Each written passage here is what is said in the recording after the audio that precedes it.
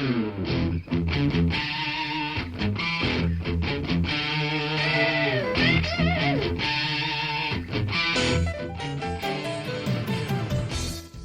to Thriving Entrepreneur with your host, Steve Kidd, third-generation minister and 30-year business coach.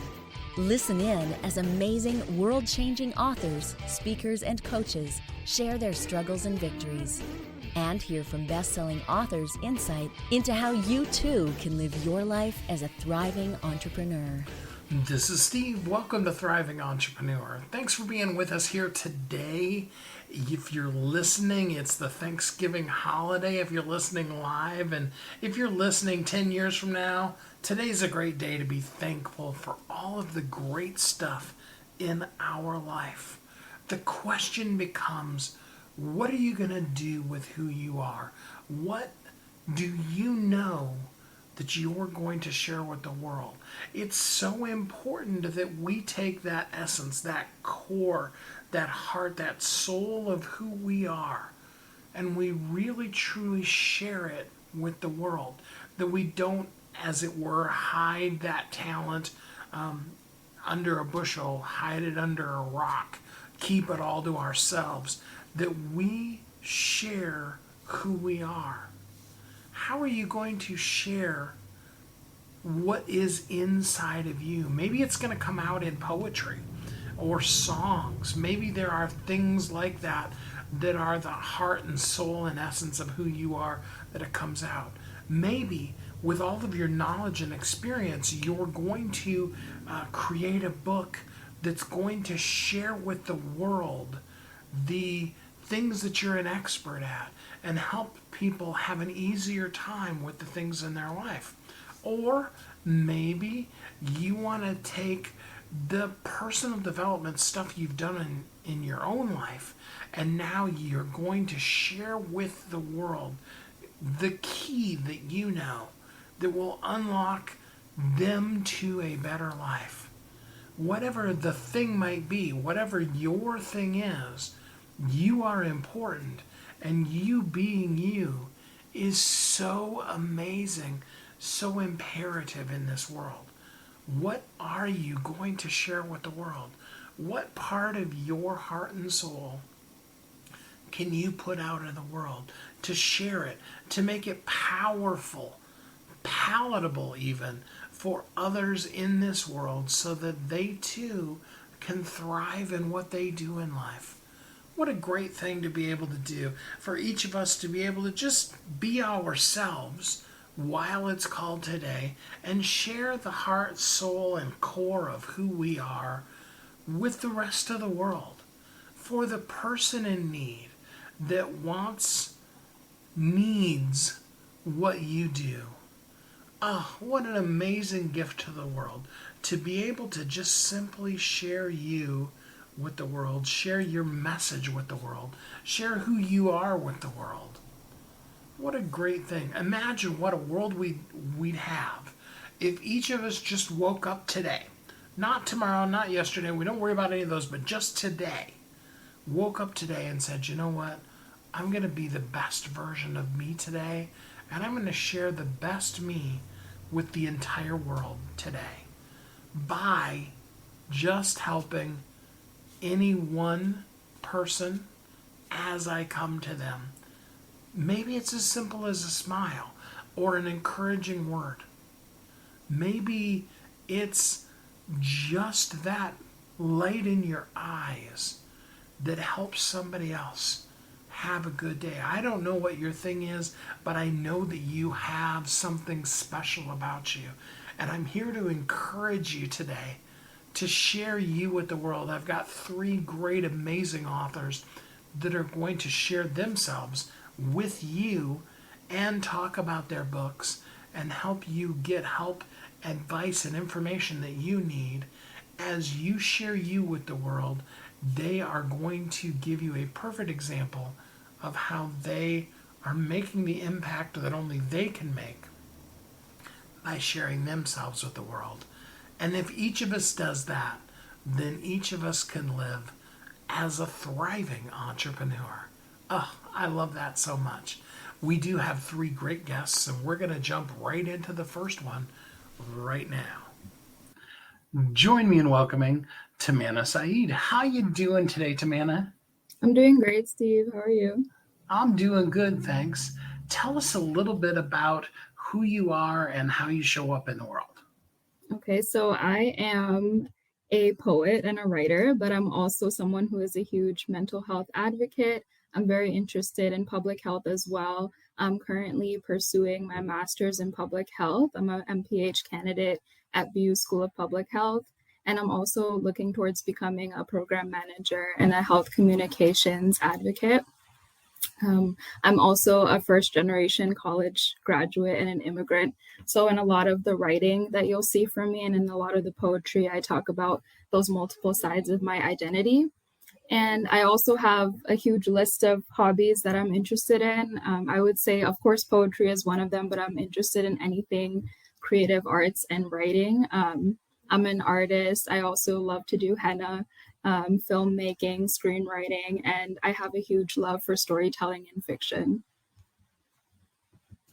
The poems that are in this, because it is a totally entire book of poems, the poems that are in this, they span pretty much your whole life to date. Is that correct? Pretty much my whole life. I would say I've included the poems that I've written since I was around the age of 12. So it is pretty much my whole life. I would say, like, from middle school until basically high school and college, my graduate program. And it kind of explores how I've grown as a person in terms of not only just maturity, but in terms of the type of trauma that I've experienced growing up. Someone who, grew up in a single parent household and also had to kind of be like feel acclimated to different environments, like being a Bangladeshi American, like being like someone who has traveled to multiple different countries and has acquired, different interests and different identities. So from the ages of 12, and I think, I've kind of been able to edit things and make them more legible since I was of that age. But I would say that I felt it was really important to include those poems that I wrote from that early age because it really allows you to see the type of growth that I've done.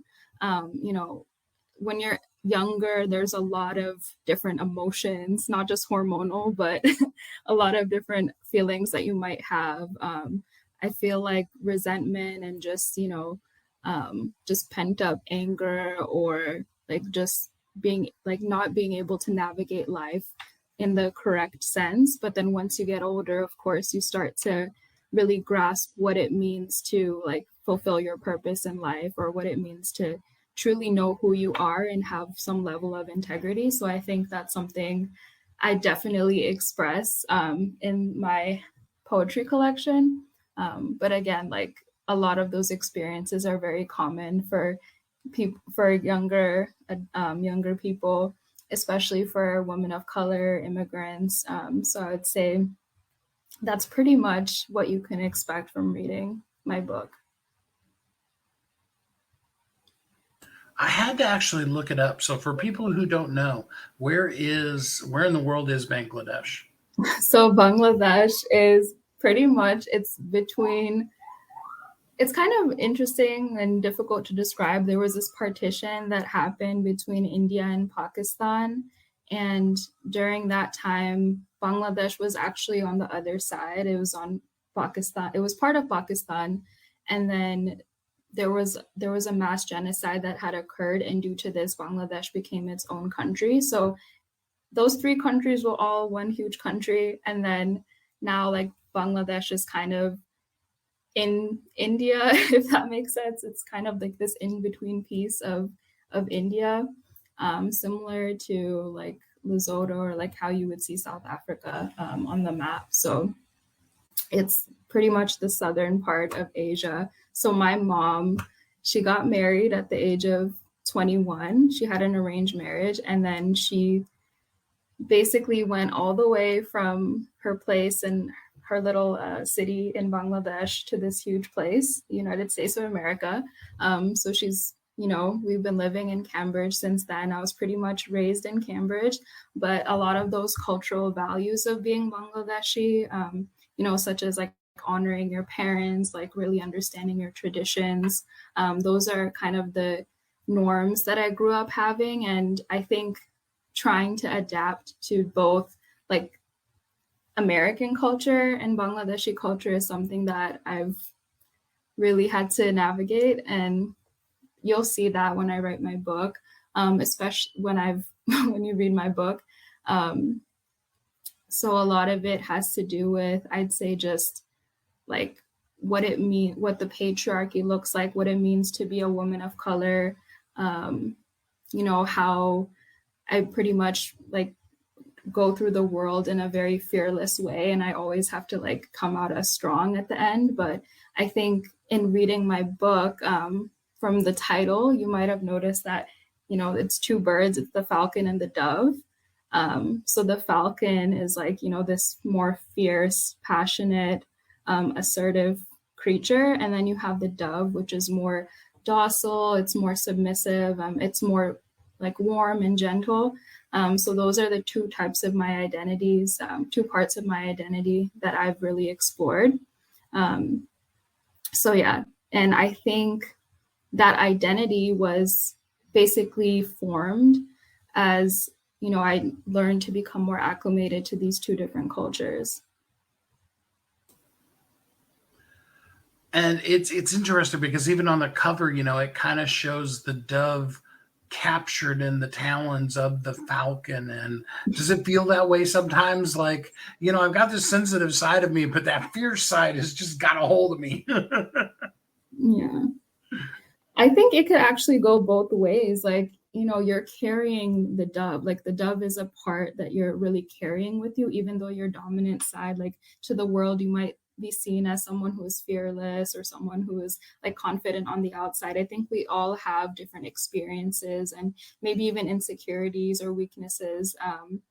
And sometimes we see our vulnerabilities or like the dove as a weakness, but it's not necessarily, weak to be vulnerable, weak to express your emotions and your feelings. And I think we all hold those different sides of our personality within. But sometimes we have to decide which side to really unleash. So I think that's really like what it means when you see like that falcon carrying that dove and kind of latching onto that dove. Like I want to be able to nurture that side of my personality, but I also want to be able to unleash the other side as well. So they come kind of hand in hand. Yeah. That's good stuff.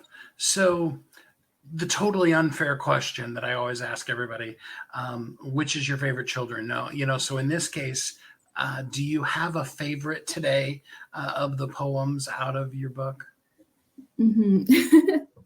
So I think each poem kind of has I was in a different state of mind in writing it. I think, of course, there's times when I'm more melancholic or I'm feeling a bit down. And there are other times when I feel very strong and powerful. And you'll see some of my more like I guess, domineering poems, or having a domineering tone in some of my poems. I think I would say The Woman and the Children is one of my favorites. And The Sin of Old Age is also one of my favorites. I think when I was writing The Woman and the Children, it was actually a poem that I had performed in college during a poetry slam.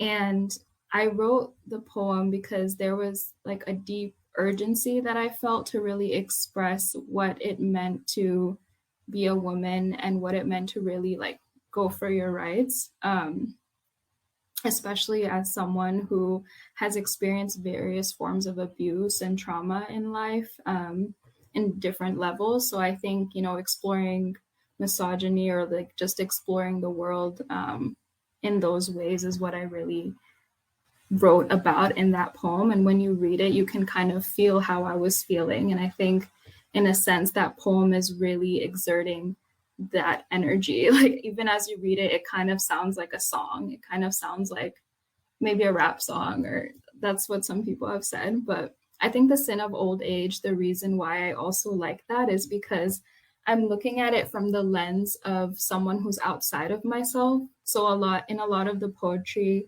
I basically speak in the first person. I speak from the point of view of myself. And then I'm trying to basically see something from someone else's point of view, like a woman that I had seen who was older, and kind of wondering how our lives juxtapose with one another and how we also have so many interconnections with each other as humans, and how I kind of see myself in her. So I think out of a lot of my poems, that's also one of my favorites. And I think, when my friends have read through the poetry, they would also say that that was one of their favorites as well. They're all so good, and they do really span every bit of life existence, from just, things that you were musing about when you were, a teen, or those kind of things, to, some really deep issues that, we've dealt with in society recently. So that's really cool. The book is called The Falcon and the Dove. I am going to put the link in to the chat so that if anybody wants to get it, they can get it on Amazon today. What are your intentions to do? Did you just need to put the book out of you, or do you want to go deeper and further with people? So I think what really inspired me to write the book was basically, like, when I was a kid, I experienced, I guess, a lot of social isolation. And I was kind of a quiet kid that used to, like, keep to myself. And I really want people to understand that it's okay to, have these feelings, and poetry is a way of, feeling, like, getting out that catharsis and just being able to release a part of you that you felt kind of was silenced. And I want to basically share this book with people who somehow resonate with that, especially, being someone who kind of stood out from the crowd, or someone who really saw themselves as different and want to be able to explore that more.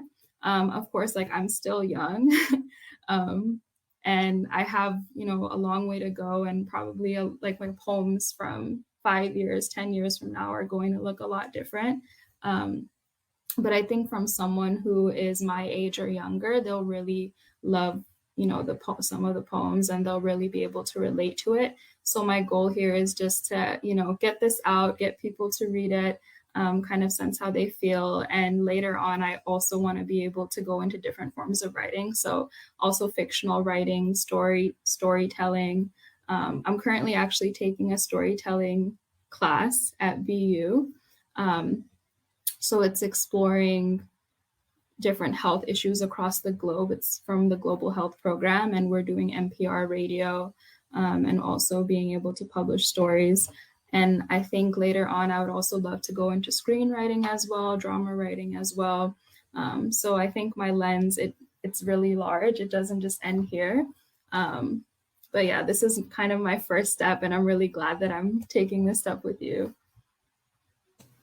Absolutely. The book is called The Falcon and the Dove. It is The Falcon and the Dove. I want to make sure that my words didn't sound weird there. And it is available today, actually, for free on Amazon. You can help participate in making this book a bestseller, and it'll be available, of course, ongoingly on Amazon. Do get the book, The Falcon and the Dove. Tamanna, thanks so much for spending some time with us here on the show today. Thank you so much. I enjoyed being here. Such wonderful poetry. I hope you did get your copy of the book. If not, go to Amazon and get it still. What an amazing way that Tamanna has shared who she is, what she's been through from, a teen girl all the way to where she is now in life. What a powerful thing for her, just sharing herself with the world, being the best version of herself that she could be in this space, and continuing to move forward in life. What a great way to thrive. What a great way to be in this world. And ultimately, at the end of the day, isn't that really what it means to live as a thriving entrepreneur? We are going to take our first quick commercial break, and then we will be right back here on Thriving Entrepreneur. Don't go away.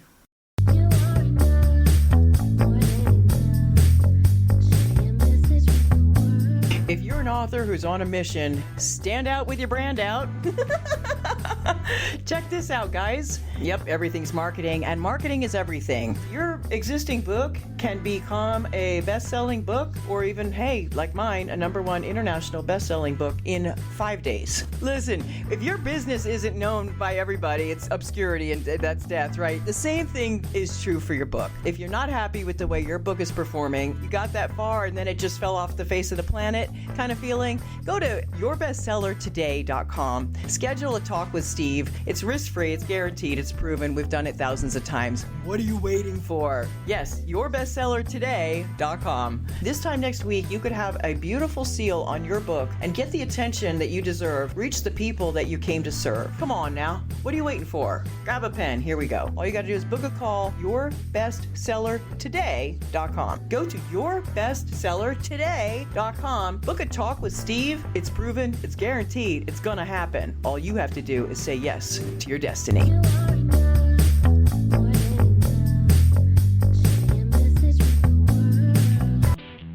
Welcome back to Thriving Entrepreneur. This is Steve. Welcome back. Thanks for listening to Thriving Entrepreneur today. In the first section, we were talking with Tamanna about her poetry and the powerful way she was sharing her with the world. And now we're going to move on to another gentleman who is sharing himself in the world. He took all the education that he went through to become a PhD level nurse.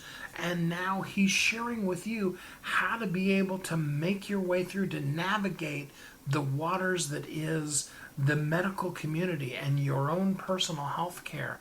And he's taking what he knows, sharing it with the world, and helping you powerfully show up as the best version of you in your health. Let's jump right in. Join me in welcoming Dr. David Wilcox. Hey, David, how you doing today? Doing great, Steve. How are you? I'm doing really good, thanks. So tell us a little bit first about who you are and what you do in the world. Sure. So I am a doctorate prepared nurse, which some people have trouble wrapping their heads around, but I am a nurse with a doctorate degree. And what I do is I'm a healthcare disruptor. So the things that you want to ask questions about in healthcare, I have the clinical knowledge and I'm the person asking those questions in the room. Things like when the insurance company is denying your claim, how do you handle the insurance company? When you're faced with high prescription drug prices, how do you lower them? I'm the person who disrupts those models. So what is the difference in the levels of nursing? Because I know you can do like a 2-year, a 1 year, all the way up to doctorate. So kind of explain that to us that don't know.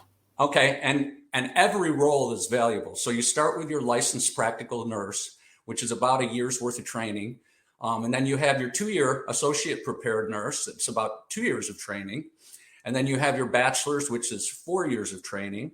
And then you have your master's of science in nursing, which is another 2 years of training for a total of 6. And then you can get your doctorate, which means you've been training for about 8 years. So by the time you've gotten your doctorate, what really is the difference between a doctorate nurse and a doctor? So a medical doctor can diagnose. A doctorate nurse would be like the top nurse at a hospital. A chief nursing officer would be a doctorate prepared nurse. Not all chief nursing officers are doctorate prepared, but many of them are. And so nurse practitioners, are they a hybrid between them, or is that what the doctor? I'm sure. Yeah, I understand. So a nurse practitioner is actually a master's prepared nurse that can diagnose and treat and falls more along the same lines as a medical doctor. In fact, nurse practitioners are going to be the answer to the clinician shortage in this country. That's really interesting. So a RN, a registered nurse, is that the 4-year level? An RN could be a 2-year level, a 4-year level, a master's prepared level, or a doctorate. Okay. I'm also a registered nurse. Okay. All right. Yeah. It's just really interesting because I guess I just never, you never ask your nurse, but you always make sure your doctor has his plaque up on the wall, right? Right, exactly. I've got several plaques up on my wall. although the flip side to it is, I've often joked, it's like, nobody ever asked their doctor, did you graduate first in your class at Harvard, or were you the guy that barely squeaked through the door at, like Joe Bob's University? No, but you can always check their quality outcomes on the Centers for Medicare and Medicaid Services website, cms.gov, and you can see how they're rated quality wise. So that's the most important thing, because even if they're, if they graduated top of their class, they may not have good judgment and they may not be rated as high as possible. You might want that other guy at the bottom of the barrel there to take care of you, because he may have better quality standards. So that's one of the things I try to tell people right off the bat. You're hiring your care team. It's not the other way around. They don't hire you as a patient or a consumer. So you need to check and make sure and do your research to make sure you're going to get the best care possible. Well, let's then jump into talking about your book, How to Avoid Being a Victim of the American Healthcare System, A Patient's Handbook for Survival, because I think that one that you just said is a really great tip. I think a lot of us just feel like whatever our insurance company tells us is the doctor we're going to, that's the doctor we go to. Right. So there's the in-network piece of it, right? So, but even that gets dicey. And I talk about that in the book a little bit. Like, I know somebody here who had a surgery done, and they made sure that they were in network at an in-network hospital with an in-network doctor. And the anesthesiologist was out of network. And when they got done with the surgery, they got a bill for $10,000. So some things are beyond your control. You can tell your insurance company or your hospital that you only want in-network people to work on you to decrease your costs. But a lot of that goes on in healthcare. And that's the main reason why I wrote the book. I think it's really interesting that it comes from a nursing perspective, because, the doctor comes in the room and he sees you, Steve. He diagnoses you, and then he hands you to me or a nurse. And we're the people who hold your hand while your loved one's dying. We're the people who go into those innermost spaces. So having this written by a nurse is taking you into some innermost spaces. I've had some people say that they've had to put the book down because of some of the stories in it and just digest it, because they're like, wow, how can something like that happen in a hospital? And so, the healthcare is complex, and it's not accidental. It's complex for a reason by the entities that are buying for your healthcare dollars. And trying to break that down into layman's terms is what this book is all about. How does the average American understand what's going on? How do they understand that, hey, you can bag up your medications at home and take them to the hospital with you if you're going in non-emergently, and they can use your medications and you'll save yourself some money. They're not going to charge you $25 for a Tylenol. There's all kinds of tips in here. I have little nursing knowledge boxes that break it down into a brief synopsis of what the chapter's about. But it's just, I want to educate as many people as I can. As nurses, we want to make sure that you have the best outcomes. And so that's why I wrote the book. And that's why I think it's important to hear it from a nurse as opposed to a medical doctor. That makes total sense too, because just even thinking while you were saying that, I was thinking it's like, I could name, maybe not by name, but I could think of incidences where I've had really bad doctors. But I'm trying to think if I've ever really had an instance where I've had a really bad nurse. Yeah, I'm sure there's some out there, but thank God I've never run into them.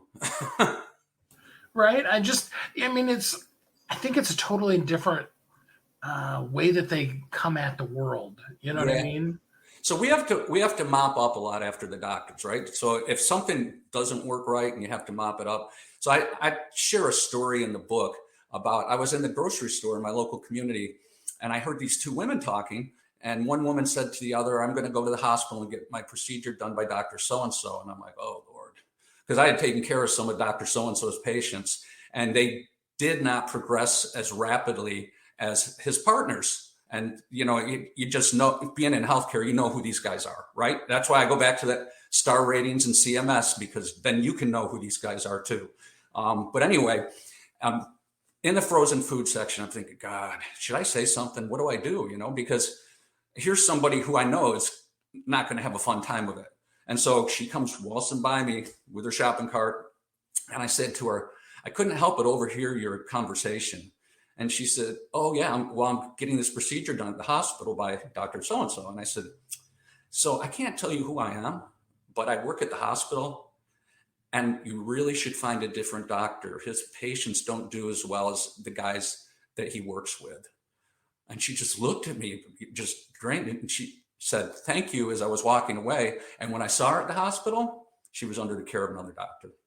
But healthcare is complex, right? Because if I was prepping her for surgery, Steve, and I said something like that to her, that would have been totally inappropriate. And the hospital could have fired me for it, right? So, I mean, that's the difference between a nurse giving you the information and a doctor or somebody who's up here.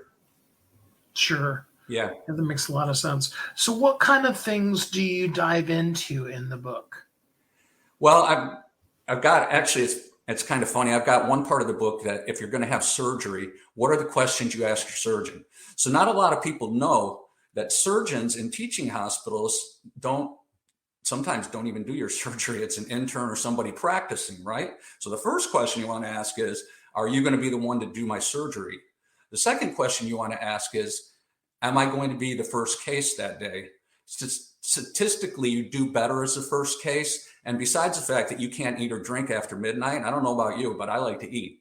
And so I don't want my surgery at 5 o'clock in the afternoon when I'm standing between this doctor and happy hour.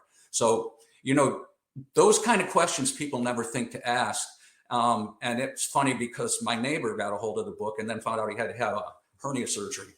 And so he actually asked the surgeon all these questions, and he came back to me and said, the guy looked at me like I had 3 heads. He said, you could see his wheels spinning. Who is this guy talking to? Because he was prepped. He didn't go in there just, put me on the schedule, do my surgery. He was an active part of his healthcare. He was directing his healthcare. He was hiring his team.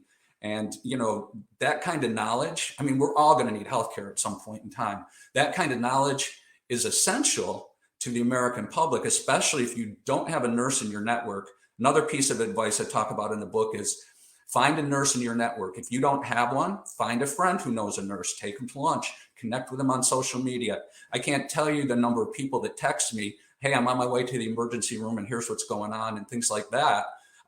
It's always good to have somebody who's looking out for you in your network.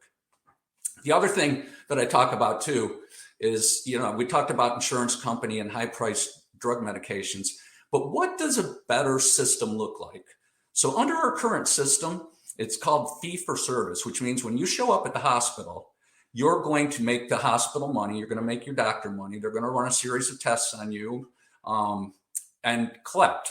So during COVID, when nobody was going to the hospital, well, we're still in COVID, but when nobody was going to the hospital, the taxpayers were bailing them out, right?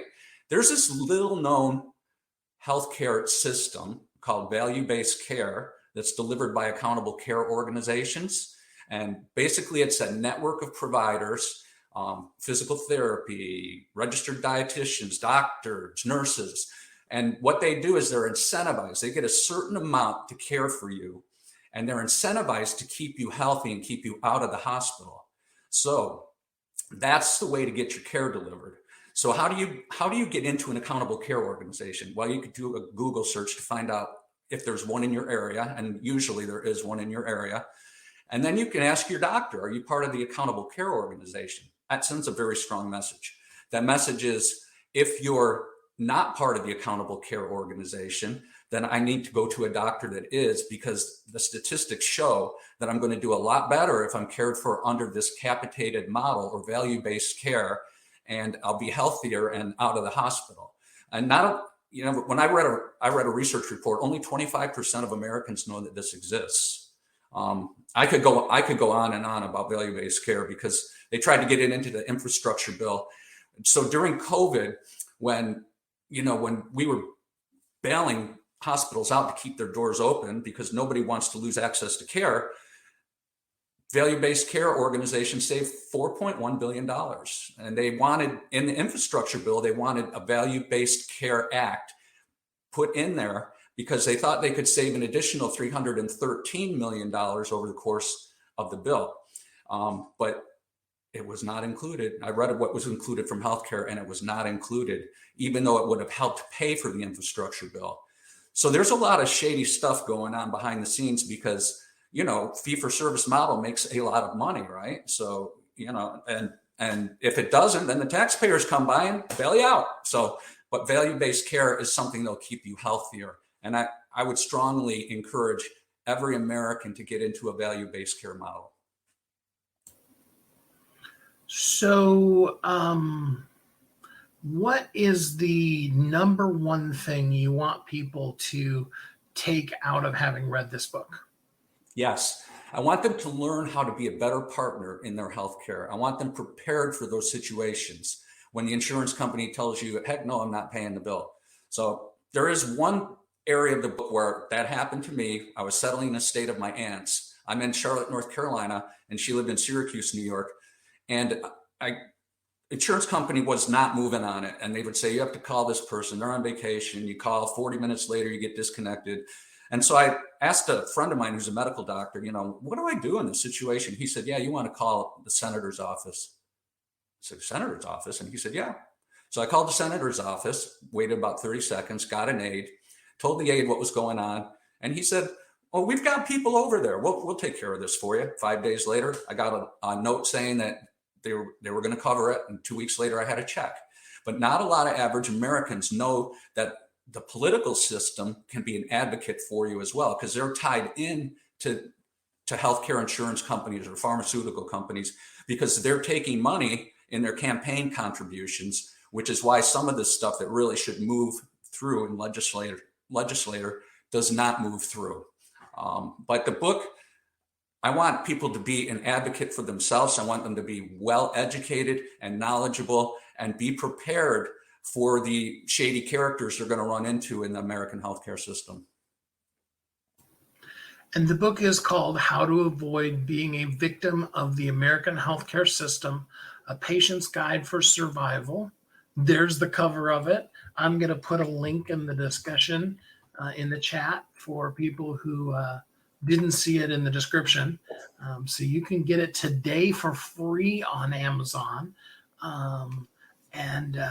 Leave us with some concluding words here, David, on some things we can do to not be a victim of the American healthcare system. Well, again, it's all about proactive education. The American healthcare system is so complex.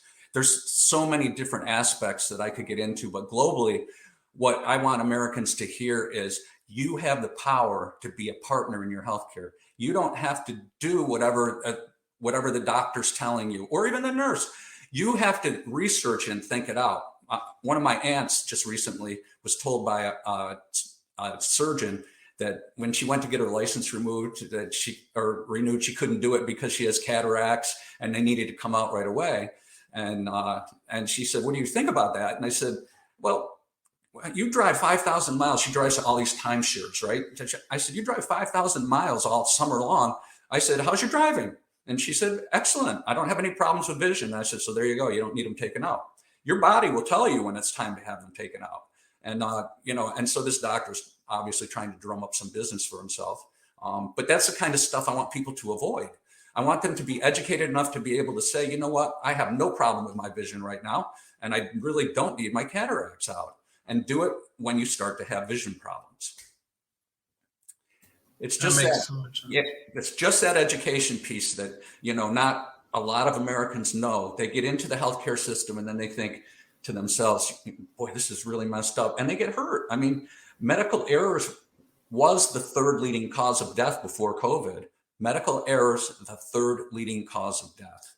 I mean, this is serious stuff, guys. And so I would encourage you, while we have a book free out there, please go pick up a copy and read it, because, I just want you to be knowledgeable and able to access the system and be safe.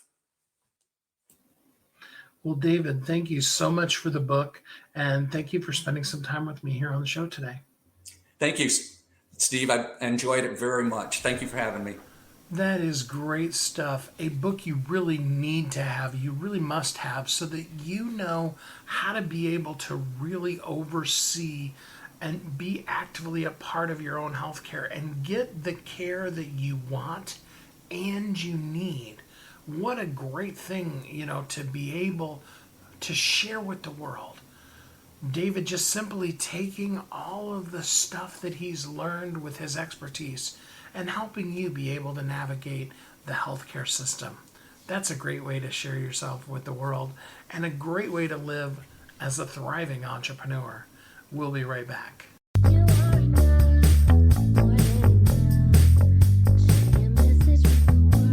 If you're an author who's on a mission, stand out with your brand out.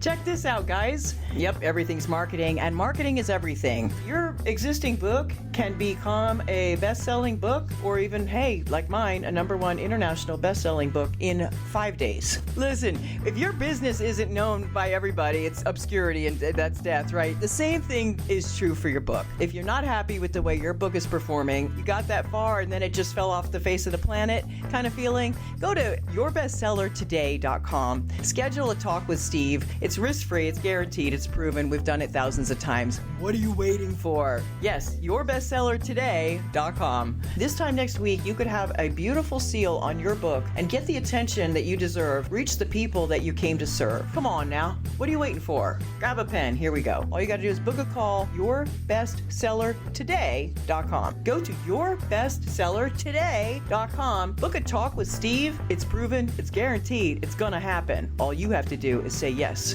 to your destiny.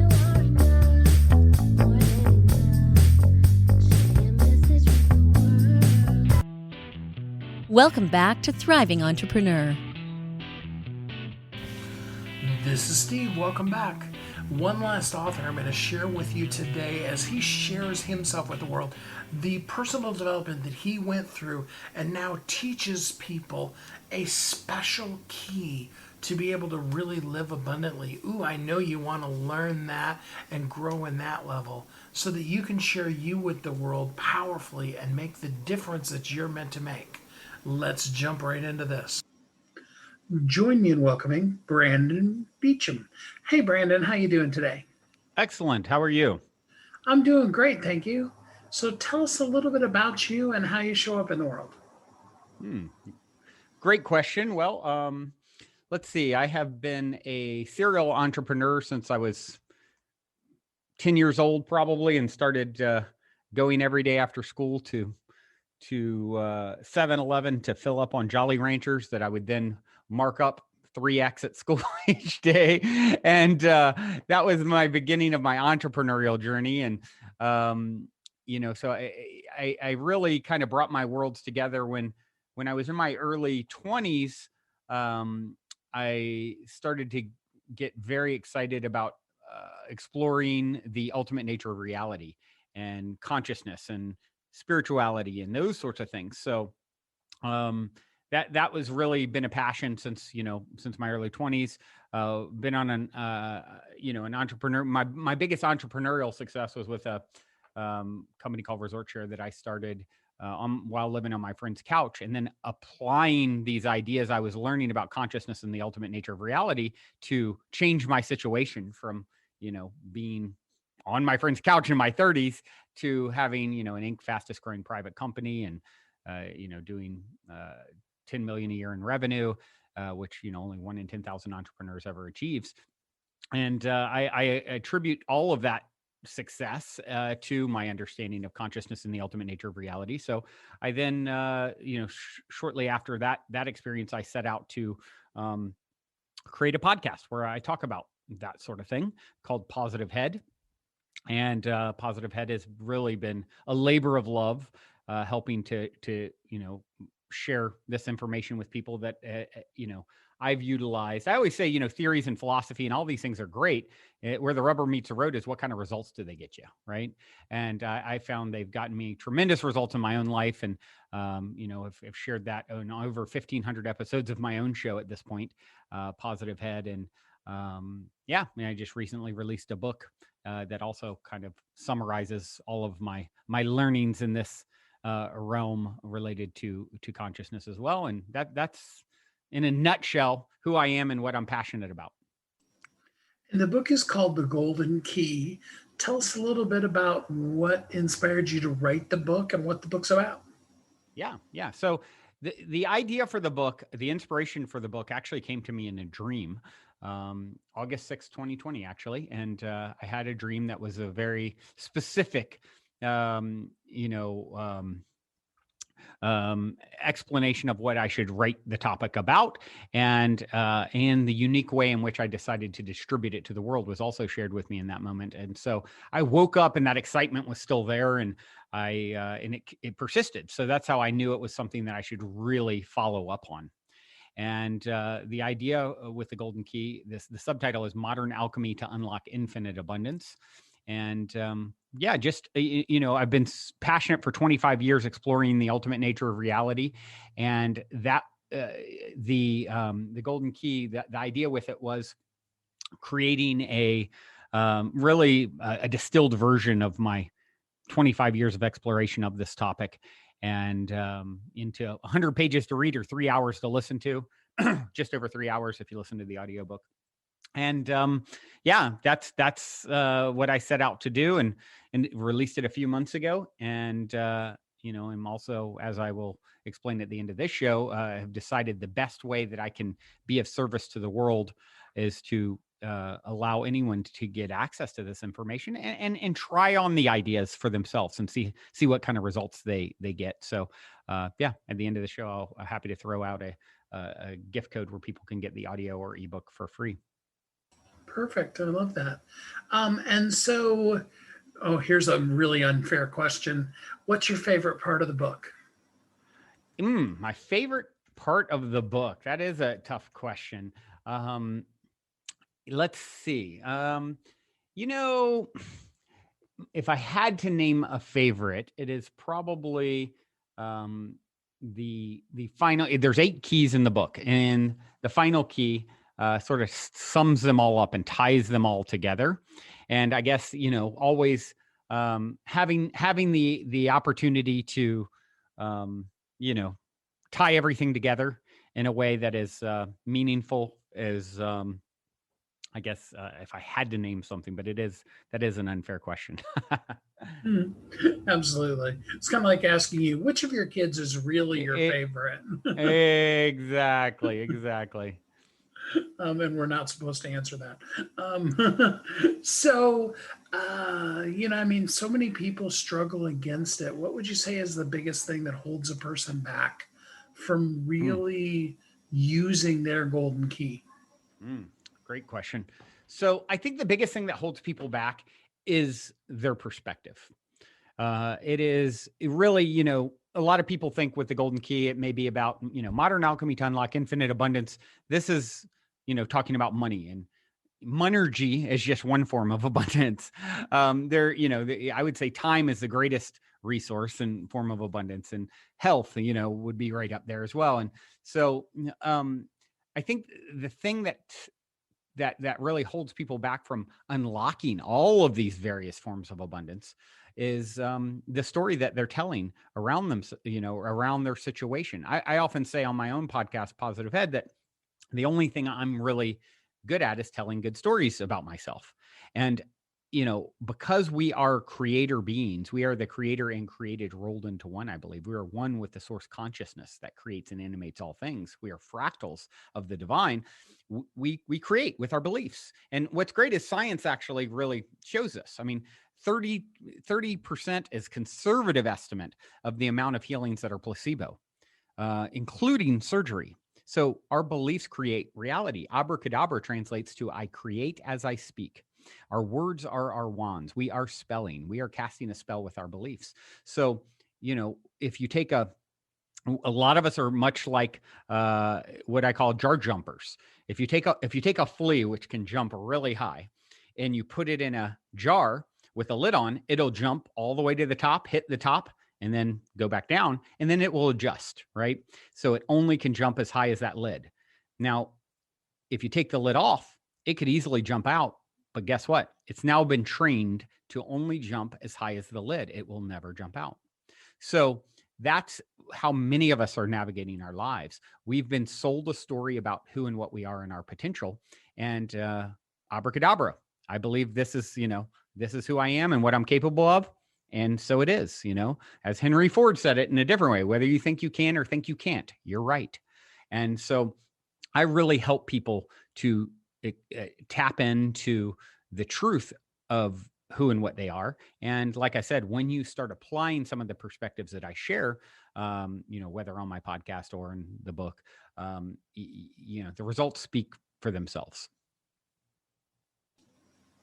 So, you were talking about earlier about being on your couch. Obviously, some bad stuff had happened in your life.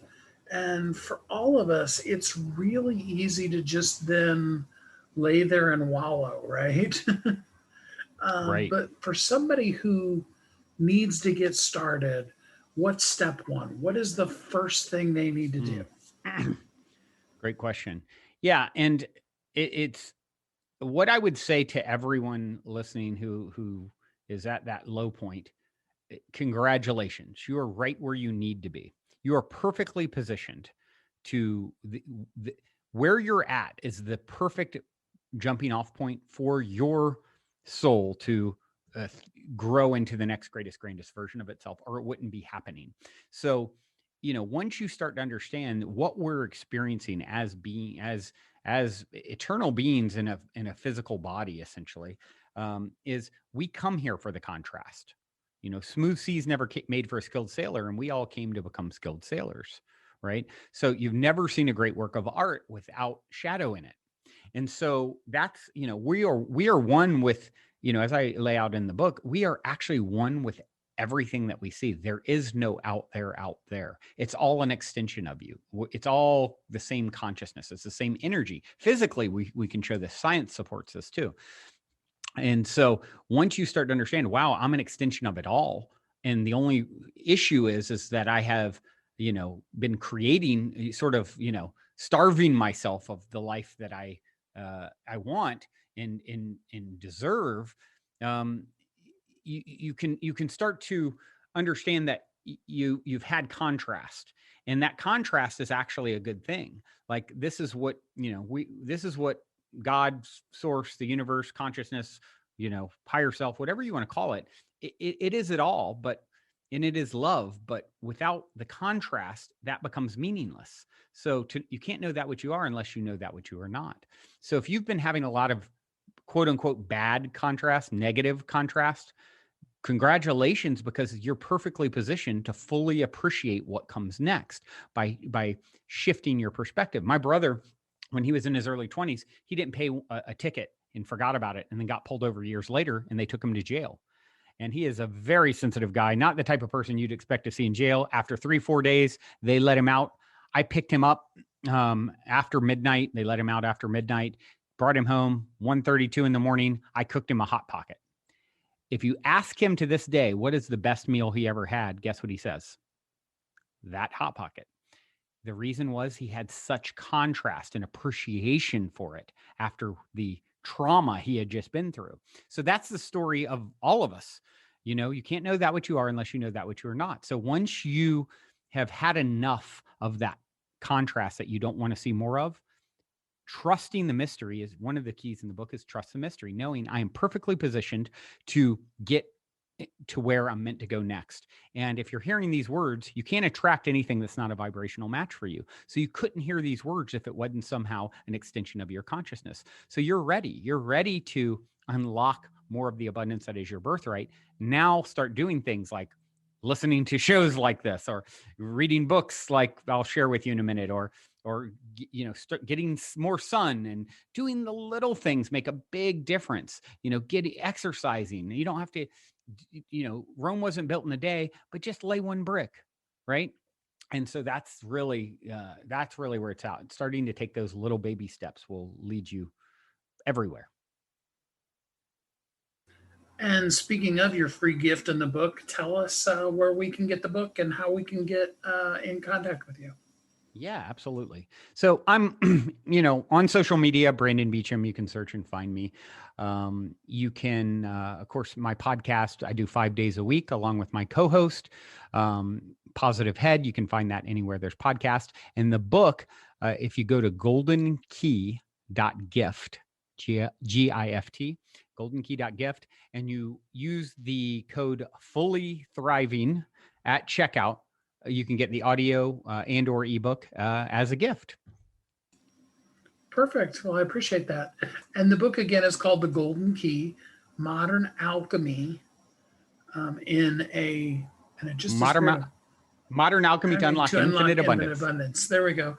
I was looking at it, and then the little thing scrolled on me, and it went to a magazine review. And I'm like, I got to read that. Well, Brandon, I really appreciate you spending some time with us here on the show today. Thank you so much for having me, and all of you out there listening.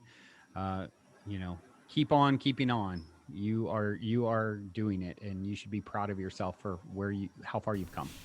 Oh, that is such a great secret, such a good key that each of us needs to know how to be able to use to make that powerful difference in the world that we're meant to make as we just simply share ourselves with the world.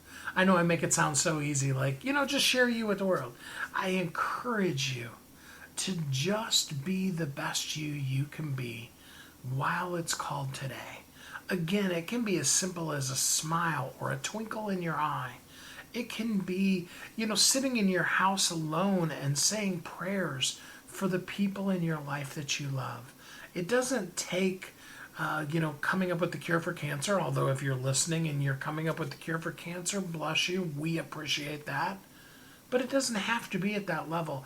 It can be as simple as just sending out good vibrations, good thoughts, good feelings out into the world, to want to be an active part of making the world a better place.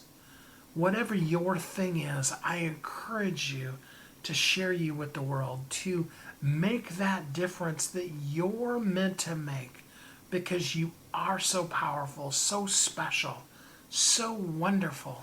I'm so grateful that you have joined with me here today. You are uniquely brilliant. You were created for a purpose, and the world absolutely does need you. I hope that you know that anything that I could do ever to help you out, to make your life better, to help you with your messaging, and most importantly, to help you share you with the world, I'm here for you anytime. If you ever want to talk, I'm glad to, talk to you for free, see what I can do to help. You can simply just go to AskSteveKid.com, schedule a time with me. I would love to talk to you. If I can help you out, I'm glad to. And if I can refer you to somebody else who can help you, I'd be glad to do that too. I just want to see us all be able to share you with the world. You share you, I share me. We all come together to make this world a better place as each of us lives as a thriving entrepreneur. Until we're together again next time, I hope you're happy, safe, warm, and loved, that you know how great you are, that you share you with the world, that you have an amazing and great week. Thanks for listening to Thriving Entrepreneur today. If you want to get your question answered, send an email to questions@wehelpyouthrive.com. We look forward to you joining us again next time.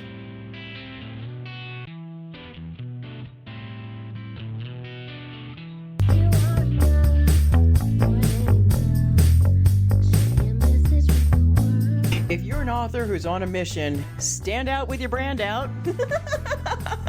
Check this out, guys. Yep, everything's marketing, and marketing is everything. Your existing book can become a best-selling book, or even, hey, like mine, a #1 international best-selling book in 5 days. Listen, if your business isn't known by everybody, it's obscurity, and that's death, right? The same thing is true for your book. If you're not happy with the way your book is performing, you got that far and then it just fell off the face of the planet kind of feeling, go to yourbestsellertoday.com, schedule a talk with Steve, Steve. It's risk-free, it's guaranteed, it's proven. We've done it thousands of times. What are you waiting for? Yes, yourbestsellertoday.com. This time next week, you could have a beautiful seal on your book and get the attention that you deserve. Reach the people that you came to serve. Come on now. What are you waiting for? Grab a pen. Here we go. All you got to do is book a call. Yourbestsellertoday.com. Go to yourbestsellertoday.com. Book a talk with Steve. It's proven. It's guaranteed. It's going to happen. All you have to do is say yes